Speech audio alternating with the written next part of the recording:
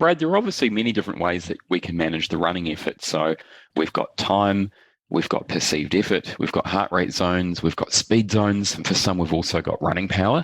But one of the things that we've been hearing about the most is running pace. Can you tell us why it's so critical to manage pace for runners? Pace is the holy grail, if you like, of injury risk for a runner. And that's because, as we touched on earlier, Ross, an increase in, take bone for an example, our skeletons, an increase in running speed increases the magnitude of the bone loading.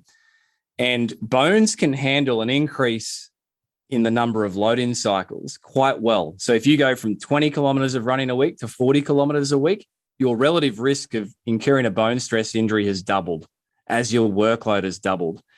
If you increase your pace, which you run those miles at, then it exponentially increases the risk of a bone stress injury.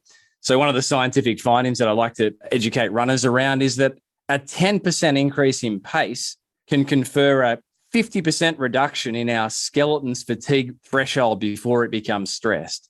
So a 10% increase in pace is not much, yet it halves that bone fatigability threshold. So I cannot overstress enough. Please be very mindful of when you do your intensity running and how you do it.